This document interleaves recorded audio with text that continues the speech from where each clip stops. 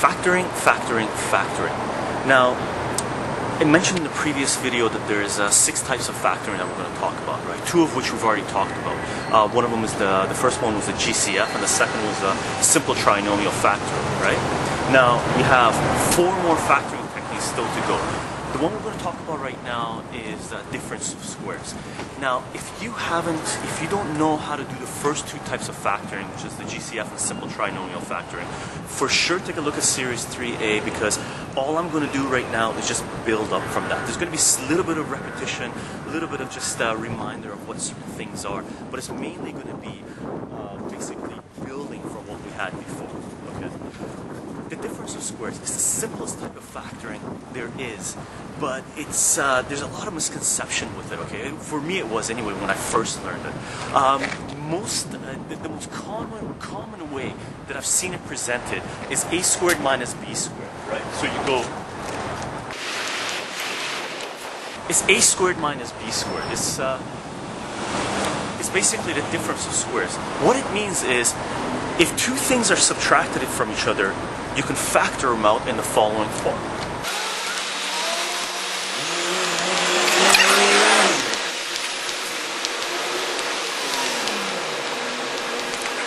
It comes out as, if you have anything, a squared minus b squared.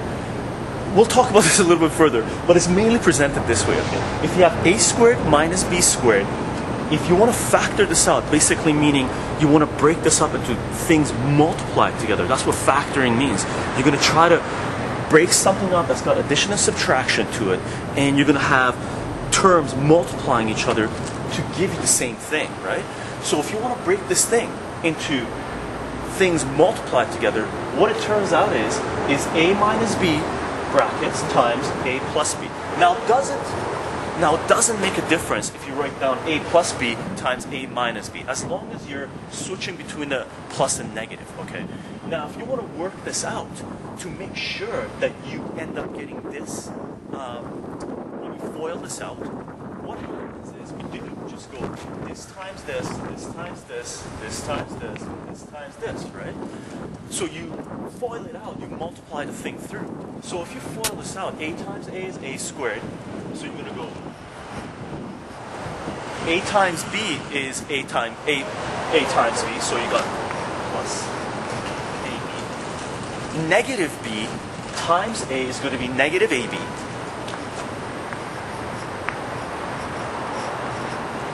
And negative b times positive b is going to be negative b squared, right?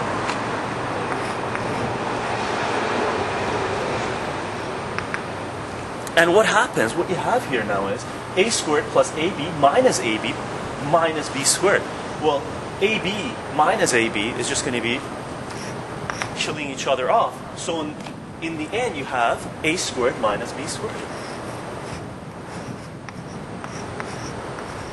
Right? And this gives you that back again. Now, this is just for the check, okay? If you're factoring this guy, I've seen some people do this. When, you give them a question and say, factor something like this, they end up factoring it and then FOIL it back out again and end up here, and they leave this as the final answer. That's not the final answer. If they say factor it, this is the final answer. Okay. For the longest time, when I first learned about this method, I thought it only worked for things that were perfect squares. Okay, that's not the case. This method works for any 2 things subtracted from each other. So if you have something minus something else, okay, to factor that, all you do, you say the square root of the first thing minus the square root of the second thing, all of it times the square root of the first thing plus the square root of the second thing. So the way you can think about it is, a squared minus b squared is the square root of a squared minus the square root of b squared times the square root of a squared plus the square root of b squared. And square root of a squared is just a, square root of b squared is just b. Same thing over here, right? So that's why it equals, right? That's why it equals the square root of a squared minus the square root of b squared. That's why it equals a minus b times a plus b. Okay? Now to make this clear, let's go do it with symbols, basically squares. We said that it's a squared minus b squared. And that is, again, for me, it was a misconception.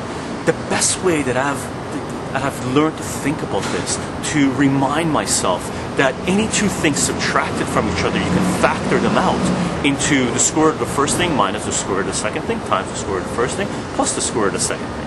Okay, and the best way you can do it is just visually think of a square. That's what the difference of square means. There are two different types of squares. Okay, and squares in mathematics, we symbolize it as,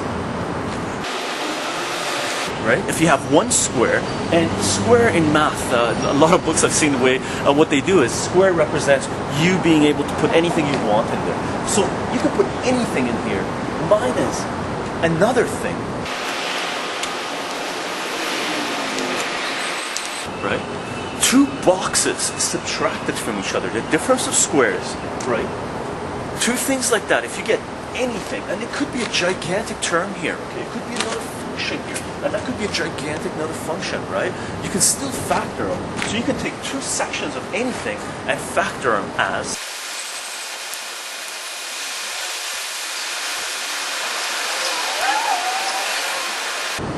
I think I went ballistic on colors here. It looks a little confusing.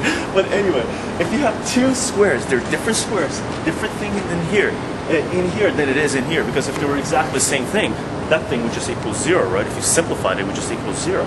So if you have two different things subtracted from each other, it's the square root of the first thing minus the square root of the second thing times the square root of the first thing plus the square root of the second thing. And that's for anything. And there's a lot of questions I've seen for difference of squares where they're really gigantic, confusing equations or confusing expressions that they want factored. And a lot of people get stuck with them because they have a hard time grouping things together. Okay, and we'll do a few examples where we're grouping different things together. Okay, so let's just start off with some simple examples and continue it from there. And this method, two things subtracted from each other, you can factor them like this. Two things added together, you cannot factor them.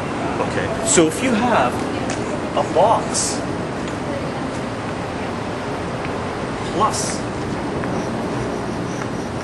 a box, so if you have two boxes added